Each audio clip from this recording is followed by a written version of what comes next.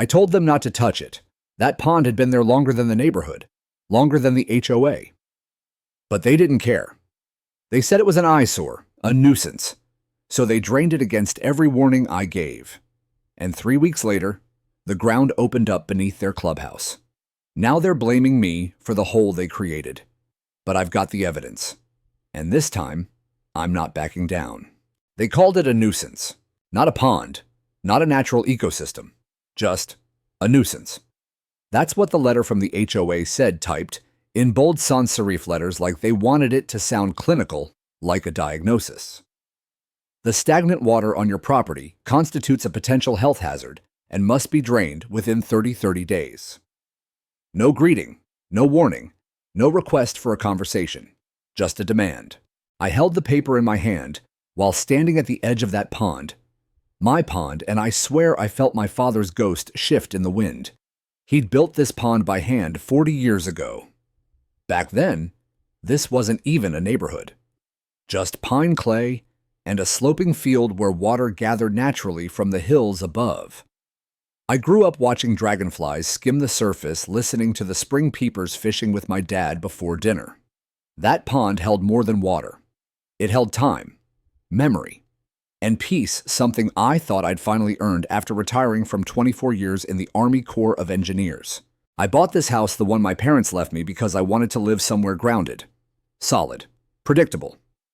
But moving back into a now-developed neighborhood meant I inherited more than just the land. It meant I came under the jurisdiction of the Brookside Lakes Homeowners Association, a group of people who smiled at community barbecues and sharpened knives behind closed doors. I hadn't thought much about the HOA at first. I paid my dues, kept the yard tidy. I even attended a few meetings, though I mostly stayed quiet. But things started shifting when Sandra Tilden became president. The word around the block was she got elected because she had big plans for beautification, community consistency. And this part I'd hear over and over: raising property values. Turns out that last bit was code for erasing anything that didn't fit her vision of uniformity. The first letter came with a fine $250 for non-compliant water features. I called the number at the bottom of the notice, got voicemail, so I emailed. No response. A week later, another letter arrived, this time with a photo of my pond attached. It had a red circle drawn around the edge where some cattails were growing. The letter warned that mosquito proliferation could result in health code violations, and that failure to comply would lead to escalating daily fines. It felt unreal. This pond wasn't some plastic koi pool thrown in last spring. It was part of the land, fed by groundwater, balanced by frogs, fish, and reeds. But to them, it was inconvenient. It was wild. It was something they couldn't regulate, and that made it dangerous. I walked to Sandra's house that Saturday, hoping a conversation might do what letters couldn't. She lived 2 streets over in a massive 2-story with a circular driveway and identical potted palms framing her front door like guards. She opened the door before I could knock, like she'd been watching through the blinds. Yes, her voice was clipped polite in a way that wasn't polite at all. I introduced myself, explained I'd received the letters, that the pond had been here long before the HOA existed, that it was spring-fed, not stagnant, that I'd be happy to show her the layout, the way the water filtered through from the upper ridge, how it helped drain the entire lower basin during storms. She blinked at me slowly. Then she smiled. "Mr. Kavanaugh, I understand that this is sentimental for you, but personal attachments don't override community health standards. I'm sure you can find another way to honor your father's memory." I felt my stomach turn. "You don't understand. Draining that pond could destabilize." She held up a hand. "If you fail to comply, the HOA will pursue legal action. That includes forced drainage and liens against your property." That was the moment I knew this wasn't about water. It was about power. And Sandra had just drawn her battle line. I spent the next few days pulling out every document I had: the original land surveys, the property deed, even an old aerial photo from 1979 showing the pond already fully formed.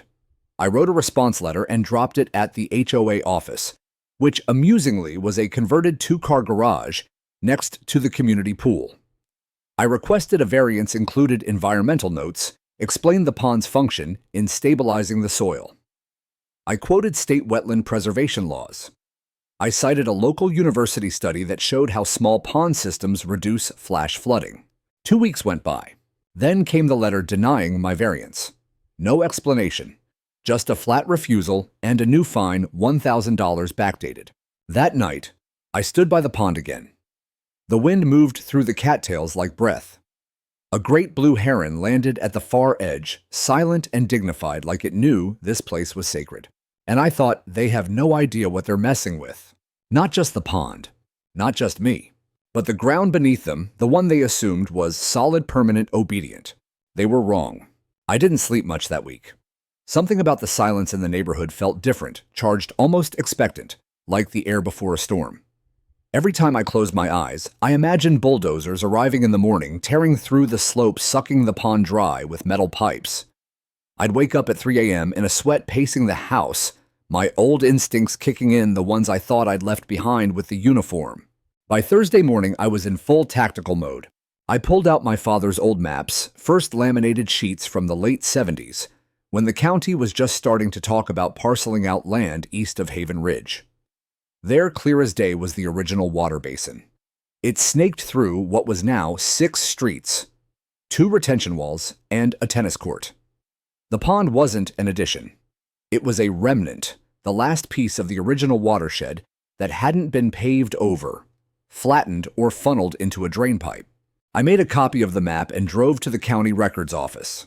The clerk was a kind, middle-aged woman named Janie, who'd apparently worked there since the Reagan era. When I explained what I was looking for, she nodded knowingly, like this wasn't the first time someone had come in fighting an HOA.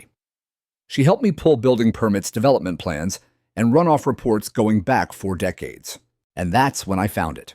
Buried in a 1983 county hydrology survey was a paragraph, no more than 3 lines, detailing the importance of maintaining groundwater stability across the Haven Ridge slope. Specifically, it mentioned natural retention features, including the Kavanaugh Basin, my pond, as integral to the structural balance of the area due to the high content of soluble limestone and shallow subsurface flow channels. Translation: the ground around here wasn't solid bedrock. It was karst. Limestone, clay, and water, a trifecta of geological fragility. Drain the pond and you disrupt the hydrostatic pressure that holds the ground in place. Disrupt that, and the risk of a sinkhole becomes not just theoretical, but imminent. I drove home with my hands tight around the steering wheel, adrenaline pumping. It felt like I'd just defused a bomb no one else could see. I printed out everything, the maps, the survey, the footnotes, and assembled it into a binder with sticky notes and cross-references. I sent a digital copy to the HOA's official email with a polite but firm subject line. Urgent drainage order poses risk of structural ground collapse. Request for immediate hearing. No response. I followed up the next day, then again the day after. The following Monday, I got an email from Sandra's assistant, a canned message. The HOA has reviewed your concerns and deems them outside the scope of community landscaping regulations. The original drainage order stands. Outside the scope. I stared at the screen, mouth dry. They weren't even trying to understand. They weren't listening. They'd made up their minds. To them, this wasn't science or safety. It was an aesthetic blemish, and I was a stubborn relic standing in the way of uniform landscaping. The next HOA meeting was set for Thursday evening in the Clubhouse. Normally, I wouldn't have bothered going. Those meetings were thinly attended, a dozen bored homeowners pretending to care, while Sandra ran through rules about paint colors and grass height. But this time I brought my binder. I arrived 10 minutes early, sat in the front row, and waited. The room filled slowly. Mostly older couples, some younger parents, a few board members sipping coffee in HOA-branded mugs. Sandra walked in like a senator, upright, composed, heels clicking across the tile. She saw me and her smile tightened. When the floor opened for community concerns, I stood up. I'd like to address the forced drainage order issued on my property. Sandra sighed, already bored. Mr. Kavanaugh, we've reviewed. I have documentation, I said, firmly raising the binder. From the county. From hydrologists. My pond isn't just a landscaping feature. It's part of a natural watershed that helps stabilize the underlying ground.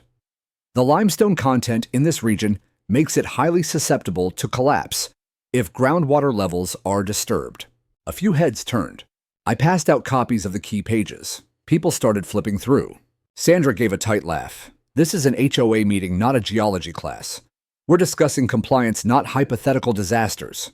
It's not hypothetical, I replied. You drain that pond and you shift the balance of pressure underground. That pond has existed safely for decades. Remove it, and you risk soil collapse, especially beneath structures like this clubhouse. The room went still. A man in the back, Mr. Kellerman, I think his name was, raised a hand.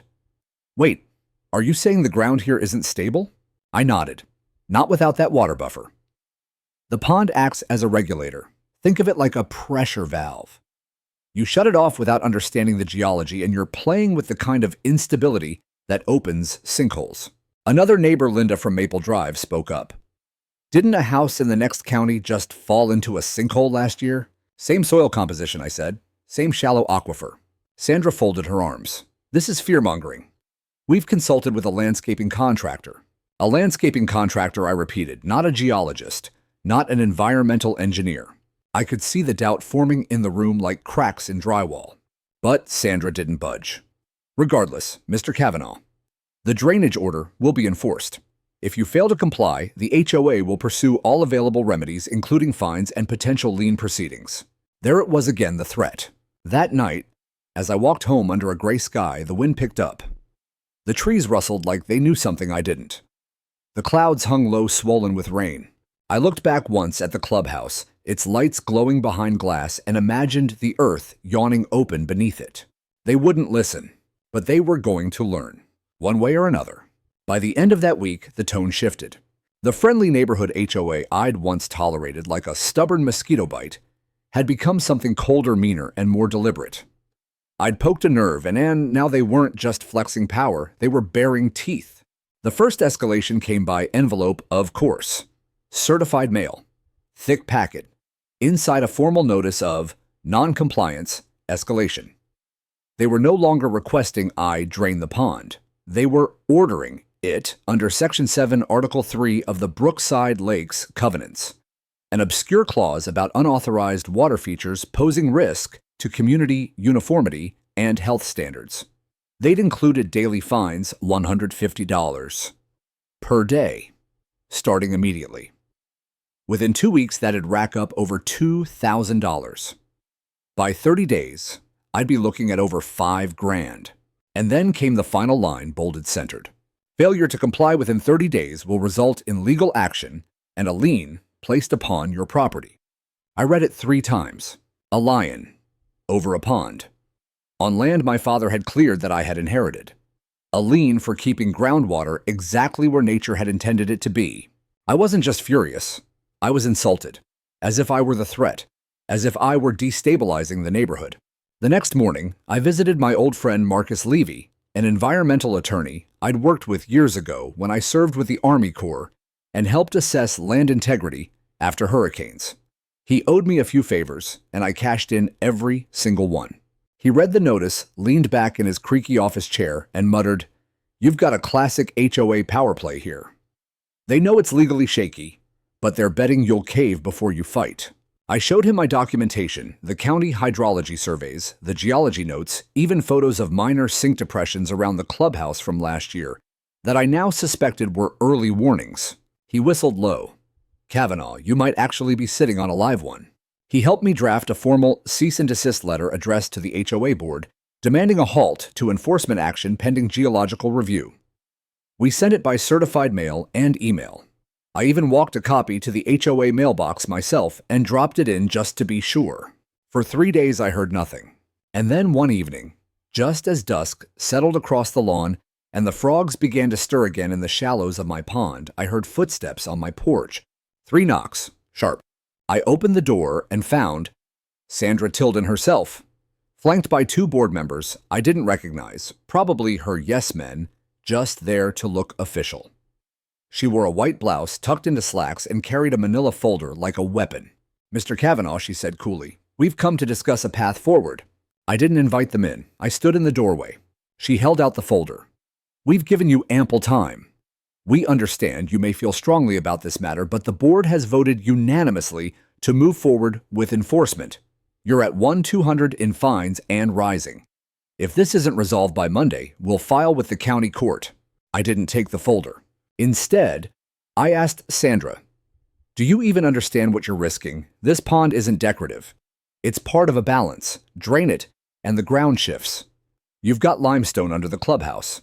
Your own bylaws say HOA action can't cause damage to other common properties. You're in violation of your own rules. One of the men beside her, slim graying sweat forming at his temples, shifted uncomfortably. Sandra, however, didn't blink. We're well within our rights.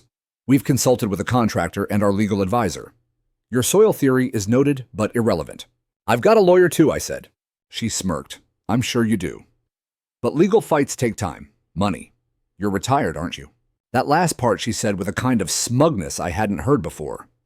Like she thought I'd quietly fold under pressure. Like she thought I'd rather give in than go to war. She didn't know me. I stepped out onto the porch, closing the door behind me. Let me be perfectly clear, I said.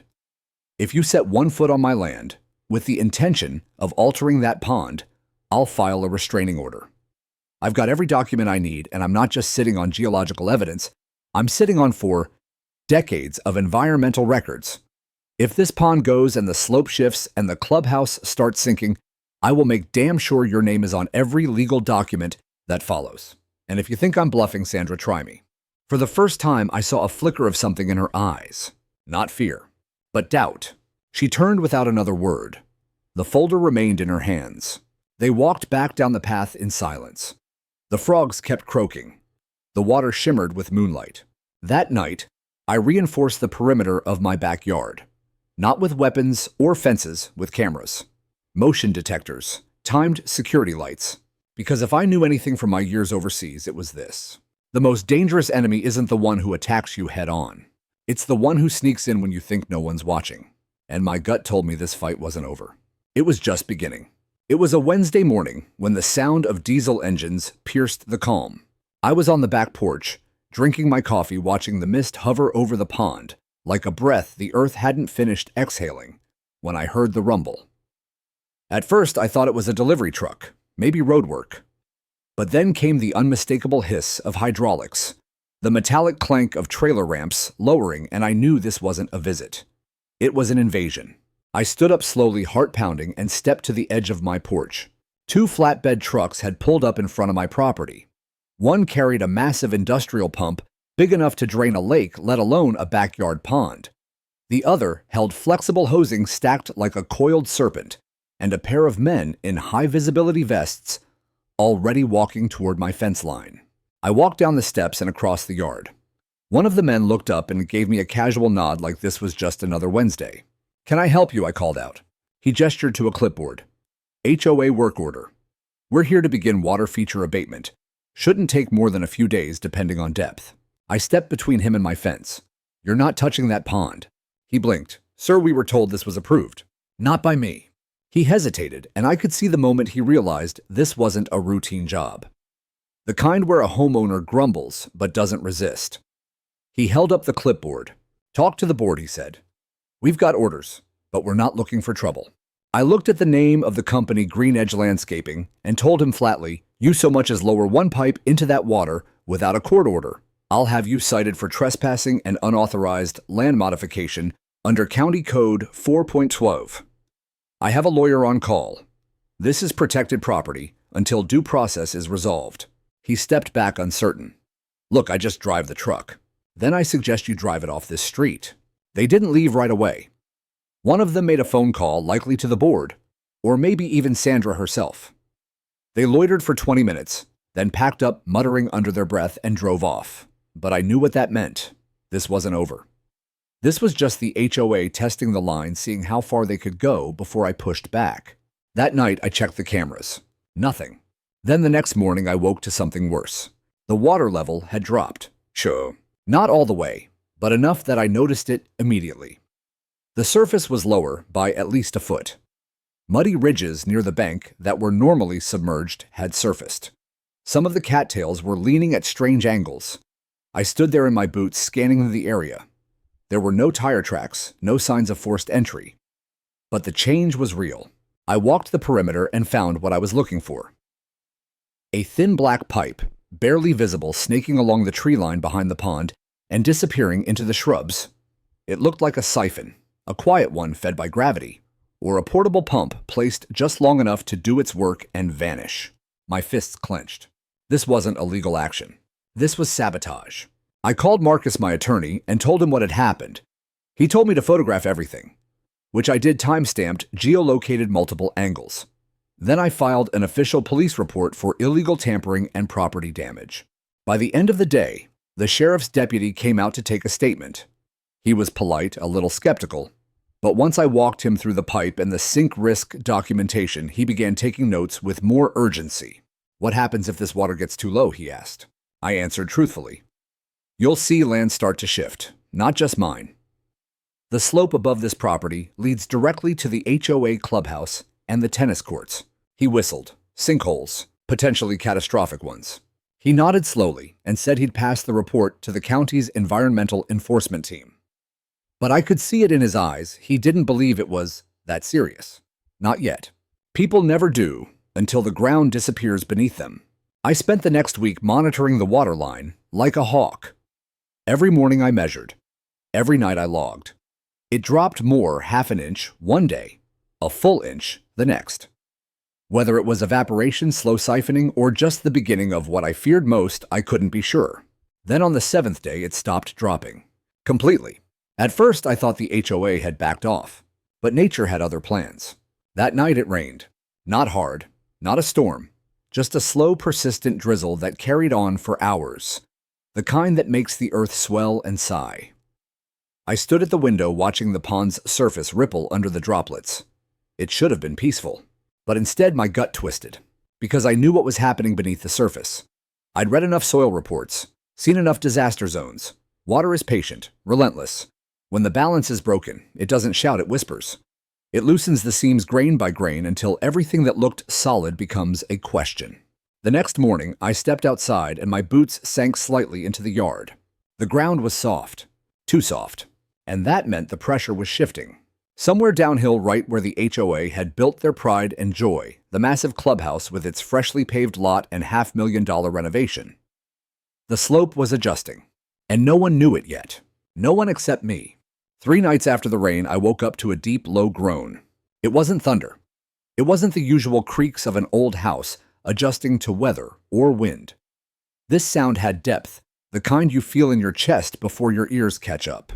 A guttural shift in the bones of the earth.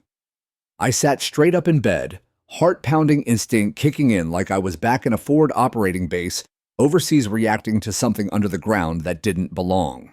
I rushed to the back door in my slippers, flashlight in hand, and scanned the tree line. Nothing.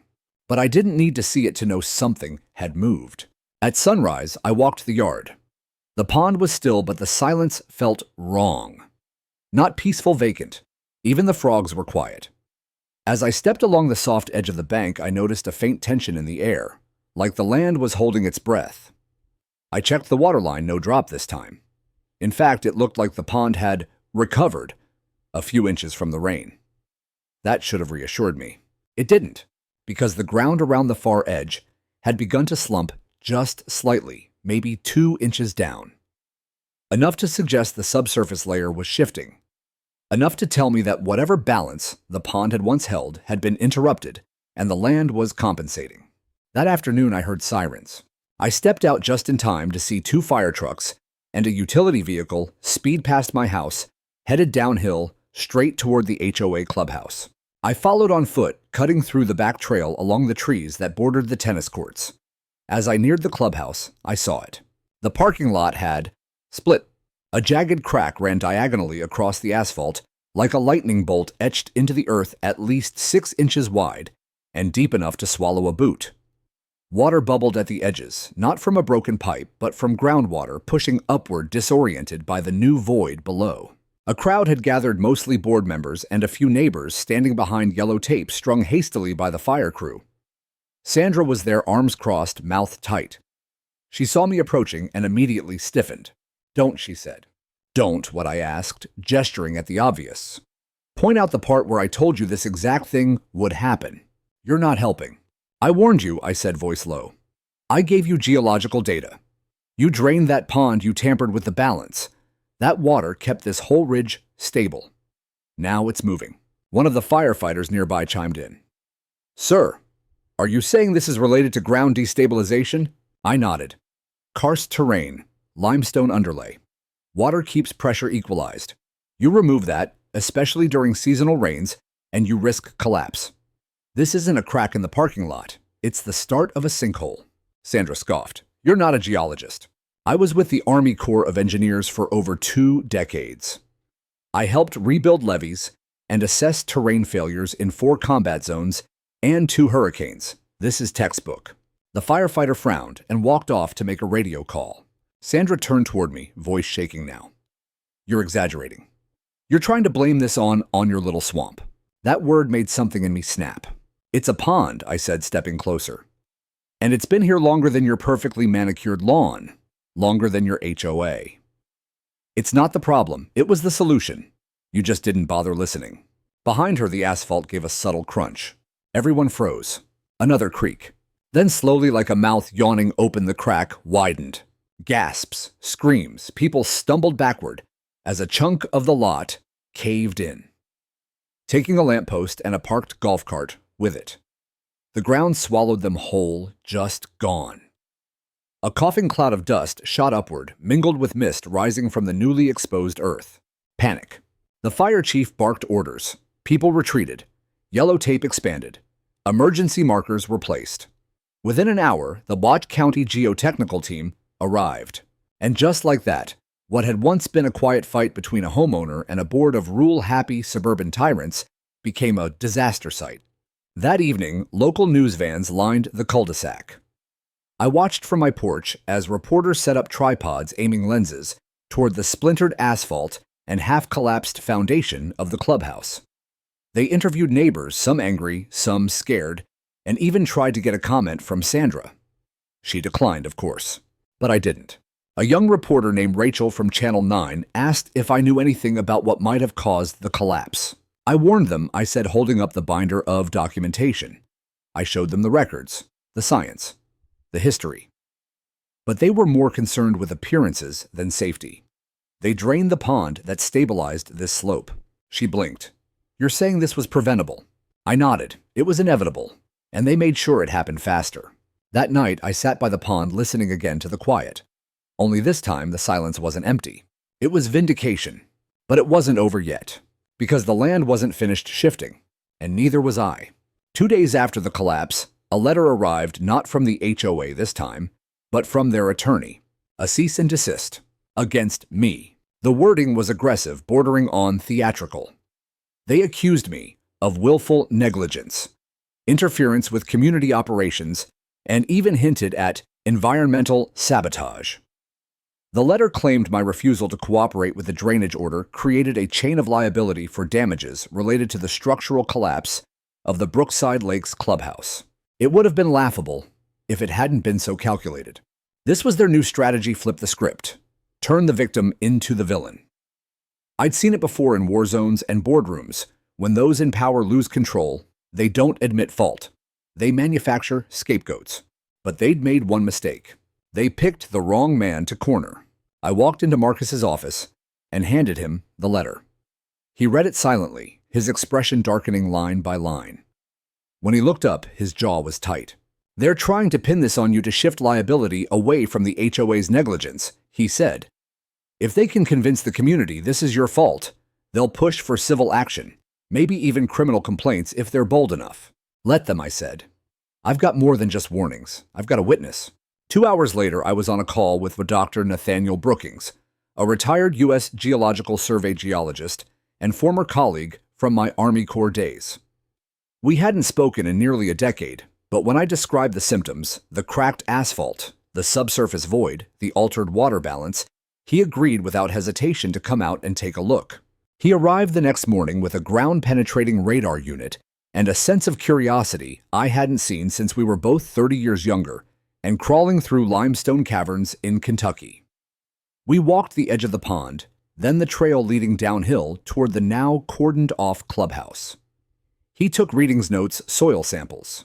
When he was done, he looked up at me and simply said, "They drained the pressure valve on a sponge." Later that afternoon, he delivered his preliminary report, 3 pages, crisp and scientific. In his professional opinion, the draining of the pond disrupted hydrostatic equilibrium. In the karst, sublayer accelerating, soil subsidence, and void collapse. The result: a chain reaction culminating in the sinkhole under the clubhouse. He'd even included a note. This situation was foreseeable. The warnings were clear. The HOA's actions directly contributed to the incident. Marcus's eyes lit up when he read that line. "That's our nuke," he said. "This makes you not just innocent. It makes you the only person who tried to stop this from happening." We filed a formal response to the HOA's accusation. Attached Dr. Brookings' report, the county hydrology maps, video footage from my cameras, showing the unauthorized siphon pipe copies of every letter I'd sent and every one they'd ignored. Then Marcus did something I hadn't expected. He called a reporter. Within 2 days, a new story aired on the evening news. HOA ignored geological warnings before collapse documents show. They interviewed Dr. Brookings. They ran clips from the meeting where I'd warned them. They even showed satellite imagery highlighting the natural watershed lines that led right into the slope. The shift in public opinion was immediate and brutal. Neighbors who had avoided eye contact for months now waved to me with nods of quiet apology. Mrs. Carruthers from 2 streets over brought over a lemon cake with a handwritten note that said, "I'm sorry I didn't speak up sooner. Thank you for trying." But the board, they doubled down. Sandra called an emergency HOA meeting at the elementary school cafeteria, hoping to rally support. I went, of course, binder in hand, facts ready. I expected a cold room. What I got was a reckoning. Over 70 residents showed up. Half had printed out the news article. Some brought their own copies of the report. When Sandra tried to open the meeting with a statement about community cohesion, someone shouted from the back, "Are you going to resign?" She froze. Another voice, "You ignored science. You endangered all of us." Sandra tried to redirect, but the crowd wasn't having it. A man near the front stood and asked, "Is it true you ordered a contractor to siphon the pond without informing the homeowner or the city?" She didn't answer. A woman beside him, eyes red with rage, held up photos of her cracked foundation. "Is the HOA going to pay for my repairs?" Sandra finally snapped. "This is not a courtroom." To which someone replied, "No, but maybe it should be." By the time the meeting adjourned, half the room had called for a vote of no confidence. The other half wanted the city involved. And I walked out into the night air, heart pounding, not with fear, but with something like hope. They weren't just listening now. They were remembering who spoke the truth, who warned them, who stood firm when everyone else stayed silent. The ground beneath them may have shifted, but for the first time in months, I felt steady, solid, ready, because I knew what came next. And so did they. By the following Monday, the HOA went fully on the offensive. Their attorney filed a preliminary civil suit against me in county court, claiming my refusal to comply with reasonable HOA directives directly contributed to the structural damage. They used words like reckless, obstructionist, and even environmentally irresponsible. I could almost laugh if it wasn't so dangerous. They'd built their case not on facts, but on narrative. A curated story meant to make me look like the lone troublemaker, a stubborn relic clinging to an outdated pond in the middle of a modern neighborhood. They underestimated me. Again. Because this time I wasn't just responding with letters. I was going to court. Marcus and I filed a countersuit within 48 hours. Not just a defense, a full-scale legal retaliation. Grounds: defamation. Retaliatory enforcement. Tortious interference with private property, and unauthorized environmental modification resulting in consequential property damage. We included everything. My formal variance request that was ignored. The certified cease and desist letter they dismissed. Video evidence of unauthorized drainage activity. Dr. Brookings' geological analysis, peer-reviewed by another independent expert we brought in. Minutes from the HOA meeting where Sandra cut me off mid-warning. A timeline of every fine, every threat, every refusal to acknowledge the data. The police report I filed on the siphon incident. Photos from before and after the rainstorm. My military engineering credentials, including my time assigned to terrain risk analysis post-Katrina. By the end of the week, the case had gained traction. Then something I didn't expect happened. The County clerk leaked the complaint. Suddenly, I was on the front page of the local newspaper. Veteran countersues HOA after sinkhole swallows clubhouse. Right underneath a picture of me standing by my pond binder in hand. The HOA, for once, was the side fumbling to control the story. The comments online were brutal. Neighbors who had once proudly displayed their HOA status signs were now pulling them down. Rumors began circulating that Sandra had bypassed internal voting procedures to fast-track the drainage order. An anonymous board member even emailed Marcus, claiming several of Sandra's yes men had expressed doubts early on, but were pressured into silence. Within days, the city issued a temporary halt on all HOA-enforced environmental modifications, pending the results of a larger geological assessment. That was the crack I needed. Marcus scheduled a preliminary injunction hearing, and I showed up in a suit that hadn't seen daylight since my retirement ceremony. In the courtroom, the judge, a sharp woman in her 60s with a reputation for disliking HOA overreach, reviewed both filings and raised her eyebrows at our exhibits. "Mr. Kavanaugh," she said, flipping through the geological report, "are you telling me the HOA ignored a federal-level engineer's environmental assessment and then blamed you for the fallout?"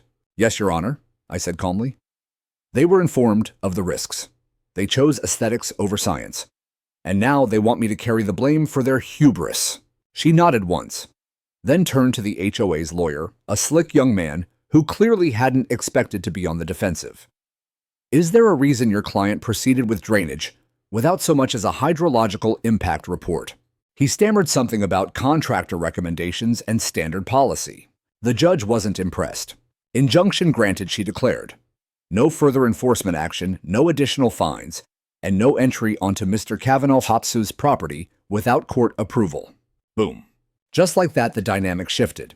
Sandra tried to act like the HOA still had authority, but without the ability to fine me, threaten liens, or alter my land, she was neutered. The story spread. Local news picked it up again, and soon even a state environmental official reached out requesting copies of Dr. Brookings's analysis for further review. The best part, my pond long ignored, was now under temporary environmental protection status while the investigation continued. They couldn't touch it, not without state-level clearance. But while I had momentum, I knew I had to push harder. So Marcus and I went for discovery. We subpoenaed internal HOA communications, emails, memos, board group, texts, anything that might prove this was more than just a mistake. And what we found was explosive. Sandra had pressured multiple board members to approve the drainage order, threatening their positions if they didn't comply. She dismissed concerns about geological risk in emails calling my reports military paranoia. She personally signed off on hiring the siphoning crew without a vote. And worse, she directed the contractor to begin drainage activity at night in violation of both city code and HOA transparency rules. Marcus looked at the printouts and laughed. She cooked her own goose. The lawsuit was now no longer about me. It was about a pattern of abuse, fraud, and reckless leadership. And the more people saw the evidence, the faster things moved. City council members reached out. Environmental nonprofits offered expert witnesses. Even a few HOA members, including a former treasurer, began drafting a petition to dissolve the board entirely. Sandra knew it too. The next time I saw her, she was leaving the HOA office with a box of files in her arms. No eye contact, no smug smile. Just a woman who'd built her empire on control, now watching it collapse under the weight of her own decisions. Funny how it mirrored the land she ignored. Beneath the surface, everything had been eroding. All it took was one release of pressure to make the whole thing cave in. The city trucks came just after sunrise. Not the quiet maintenance vehicles that usually show up to trim trees or repaint curb lines. These were marked with bright hazard stripes, loaded with survey equipment, and escorted by two unmarked black SUVs, code for legal oversight. They weren't here to fix anything. They were here to assess the damage. I stood at the edge of my driveway, coffee in hand, watching as city geotechnical engineers began unloading ground-penetrating radar rigs and drilling augers. At least a dozen workers fanned out across the slope below the pond and near the fractured remains of the HOA clubhouse. I didn't need confirmation. I already knew what they'd find. but I hoped it would finally make everyone else see. By noon, they'd roped off. Nearly 3 full acres of land, including 2 cul-de-sacs, the tennis court, and part of the jogging trail. Yellow tape fluttered across mailboxes. Residents stood in driveways, in their robes and slippers, watching their carefully curated neighborhood transform into something closer to a disaster site. Just after lunch, an email blast went out from the city's Office of Public Safety. Based on preliminary findings from our geological team, we are issuing a Level 2 Structural Instability Notice for the Brookside Lakes Southern Ridge Zone. Residents in the affected zone are advised to limit heavy vehicle traffic and avoid congregating near visible cracks, depressions, or subsiding areas. Further updates to follow. The neighborhood group chat exploded. Screenshots of the Sinkhole angry text chains and clips from my interview on Channel 9 all started circulating. Some neighbors messaged me directly. One woman, Naomi, from Birch Hollow, sent me a picture of her back patio with a fresh 3-inch fissure running through the concrete. Another man, Jorge, forwarded a denial letter from his own homeowner's insurance. They were refusing to cover ground movement damage, citing known environmental negligence. And the blame, it was flowing in the right direction now. A few of the more outspoken residents ones, who had previously supported the board, began showing up at city council meetings. They demanded accountability, an investigation into HOA mismanagement, and even floated the idea of dissolving the HOA charter entirely. In my 25 years living here, I'd never seen that kind of public unrest. Not here. Not in this surgically manicured HOA-controlled suburban bubble. That same week, a city inspector named Alma Ruiz knocked on my door. She was young, sharp-eyed, and professional, introduced herself politely, and asked if she could walk the perimeter of the pond for official documentation. I walked with her, pointing out where the water had once reached where the siphon pipe had been placed, and how the land had shifted just slightly since the last rainfall. This pond, she said, quietly jotting notes, should have never been touched without a geological impact study. I tried to tell them that I replied. She nodded. Well, now we're listening. A few days later, her report was released publicly. It was damning. She detailed the high permeability of the subsurface soil, the historic role of the pond as a natural pressure buffer, and how its abrupt drainage destabilized the water table, creating stress fractures in the limestone shelf beneath the HOA's common structures. Worse still, she uncovered that the Clubhouse's foundation permit was filed improperly over 15 years ago, built without accounting for subsurface water migration paths. The Clubhouse, the crown jewel of Brookside Lakes, had never been safe to begin with. But it wasn't just about the land anymore. City officials began combing through the HOA's financials. How much had they spent on drainage enforcement, on the contractors, on Sandra's legal defense? Turns out a lot more than the average homeowner knew. Word got out that AHOA dues had quietly increased, 3 years in a row without member vote. A few concerned residents dug deeper and found conflicts of interest between board members and vendors, including Sandra's cousin, who ran the landscaping firm that had been paid $28,000 for pond remediation work. That was the final spark. An emergency vote was called, the first of its kind in the HOA's 27-year history. Over 70% of dues-paying members cast ballots to remove the entire board, including Sandra. It was unanimous. The city required a temporary administrative trustee to manage community matters until a new board could be properly elected. Residents nominated a local environmental attorney and a former engineer from FEMA. And me. They asked if I'd consider serving on the oversight committee. I declined politely. I'd fought too hard for too long to get out from under HOA control. I wasn't about to step into their chair. But I did agree to one thing. The city, with support from the state's Environmental Bureau, had begun cataloging community-level hydrological systems for preservation. They asked if my pond could be considered for protected watershed status, ensuring no future board, no matter how ambitious, could tamper with it again. I signed the papers. Sandra, meanwhile, disappeared. She never returned to her house on Woodview Lane. Rumor had it she'd moved in with her sister across state lines.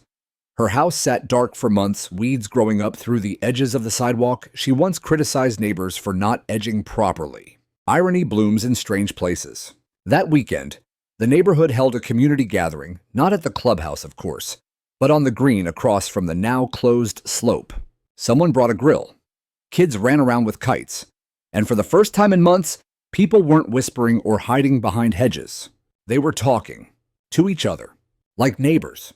Someone raised a plastic cup and toasted to the man who stood up when it mattered.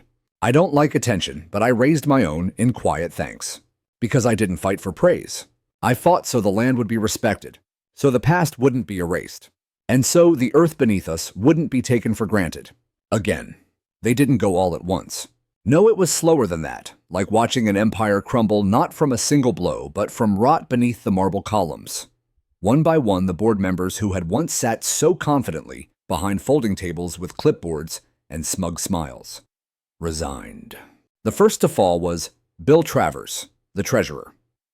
He'd always been quiet, more of a background presence at meetings, nodding when Sandra nodded, voting how she voted.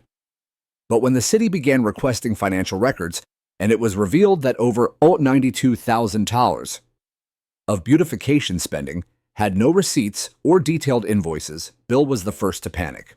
He handed in his resignation at 6:30 a.m. on a Thursday, left a single-page letter in the HOA mailbox, and moved out that weekend. His home went up for sale the next week, but rumor had it he didn't even wait for closing before skipping town. Then came Joan Myers, the secretary. She tried to play the role of the victim. "I just took the meeting notes," she told a neighbor at the grocery store, tears in her voice. Sandra told us everything was fine, but a string of emails proved she had edited the official records, omitting any mention of dissenting votes or concerns about the pond. Her name was included in the discovery documents Marcus had handed to the city, and while she wasn't facing charges, the public shame was enough. She resigned quietly, citing health reasons. 2 more board members followed within days, one citing stress, another claiming they'd only been temporary appointees. That was when the tide truly turned. Without the board, the HOA was legally incapacitated, and with no one left to enforce violations, the fear disappeared. People began taking down signs they'd once been forced to hang. Neighbors started replanting flowers that had been banned for nonconformity. A man 3 houses down even rebuilt the old garden bench the HOA had ordered removed last summer, and no one complained. For the first time in years, people were living in their homes again. Not just maintaining them. But the collapse wasn't just administrative. It was emotional. One evening, as I walked to the edge of my property, near the tree line, I saw Tommy Baines, one of the younger dads from Willow Bend, sitting on the curb. He looked up and gave a sheepish wave. "Just wanted to say," he said, "I'm sorry I didn't back you up sooner. I thought you were overreacting at first." I nodded, not angry. You weren't the only one. He kicked a small rock near his shoe. I was scared. Sandra made it sound like pushing back would tank our property value. And I've got 2 kids, mortgage insurance. It felt safer to go along. "I understand," I told him. Fear's the leash they use. But the second enough people realize they can step over the line without getting burned, that's when it breaks. He nodded slowly. "Well, you broke it. Thank you." I didn't need thanks, but I appreciated it. More than he knew. That week, Marcus and I received word from the Chott County District Attorney's Office. A formal inquiry had been launched into misappropriation of HOA funds and illegal permitting practices. Sandra's cousin, the one who owned Green Edge Landscaping, was subpoenaed for his contract history. Another contractor, the one who installed the siphon pipe, had agreed to testify in exchange for immunity. We were no longer just talking about fines or neighborhood politics. We were talking about fraud and accountability. Meanwhile, the pond began to recover. With the drainage halted and the siphon pipe removed, the water level rose gradually with each rain. The reeds stood taller. The frogs came back. A blue heron returned, the same one, maybe, or one just like it, gliding over the water like nothing had changed. Except everything had. I stood by the edge one morning as mist curled above the surface and watched a ripple form near the center, a fish maybe surfacing to breathe. The sound of distant hammers echoed from where crews were deconstructing parts of the damaged clubhouse. It was strange. The pond was quiet again, but it wasn't silence born of tension. It was the kind of quiet you earn, the one that comes after the noise, after the shouting and the threats and the lies, the kind that seeps into your bones and says, You did what you were supposed to do. A few days later, the city held a small ceremony. Not for me, for the pond. They unveiled a small plaque near the tree line. Kavanaugh Watershed. Recognized by the city of Fairwood for its natural role in protecting the integrity of the land and community. Preserved in perpetuity, 25. I stood there as they read the words. No speeches. Just a few city officials, some neighbors, and Dr. Brookings, who shook my hand and said, "You held the line." That matters. I nodded. Because holding the line when everything else crumbles sometimes, that's all you can do. But sometimes that's all it takes to save everything around it. The first full rain came in mid-April, 3 months after the clubhouse collapsed. It wasn't a thunderous storm or anything dramatic, just a steady soaking rain that lasted nearly 12 hours. The kind of rain that hums on the roof, that seeps into everything quietly, patiently, with purpose. I watched it fall from the back porch, my old field jacket draped across my shoulders, mug in hand. And when the first rays of sun broke through the thinning clouds the next morning, I walked barefoot to the edge of the pond and saw it, full. For the first time in almost a year. The water had returned to its natural line. No more exposed ridges. No more gasping mudflats. Just a calm, glassy surface stretching edge to edge, framed by reeds that had stubbornly refused to die. And in that moment, for the first time since this all began, I felt whole again. It's strange how something as simple as a body of water can come to mean so much. But that pond wasn't just a part of the land, it was a part of me. A living reminder that things can be preserved, even when everyone else says to destroy them. That some things are worth protecting, not because they're profitable or convenient, but because they're true. I spent the next few weeks repairing what little damage had been done. I replaced the weather-worn dock boards my father built decades ago, sanding each plank by hand, listening to music from a portable speaker tucked into my toolbox. I built a new bench at the far side of the water, where the dragonflies always gather in the evenings. And I planted native grasses along the banks to prevent erosion, not because I had to, but because I wanted to. No one came by to tell me what I could or couldn't do. No citations tucked in the mailbox, no letters, no board meetings. Just wind, water, sunlight, and silence. One afternoon, a young boy named Ethan from 2 streets over rode by on his bike and stopped near the fence. "You really live next to a pond?" he asked, eyes wide. I smiled. "Sure do." "Can I see it?" I waved him over. We walked down to the water's edge, and I pointed out the frogs, the lily pads, the heron perched on the opposite bank. He listened wide-eyed, and then turned to me and said, "It's like your backyard has a secret." I chuckled. "It's not a secret. It just took a while for folks to remember it was always supposed to be here." He nodded, then pedaled off, the kind of simple awe in his face I hadn't seen in this neighborhood for a long time. Later that week, Marcus called. The civil case had officially closed in my favor.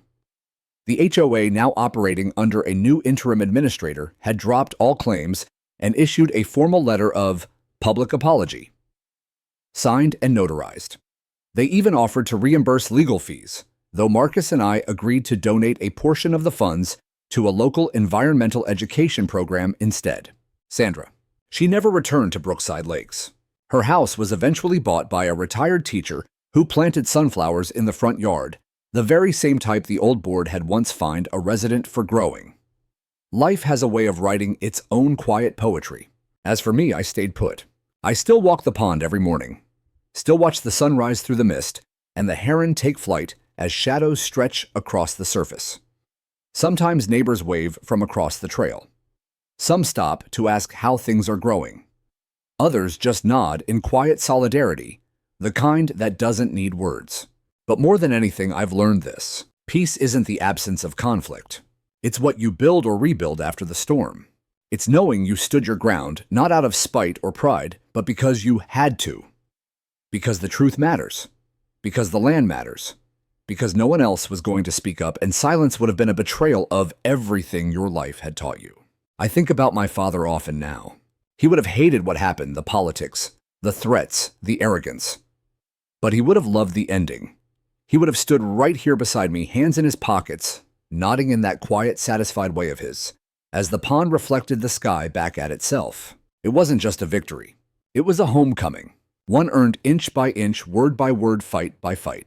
Not in courtrooms alone, but in the hearts of neighbors, in the reshaping of a community, in the subtle but powerful reminder that sometimes the smallest thing you defend becomes the most important thing you leave behind. So I stayed. I refilled my pond, and I reclaimed my peace.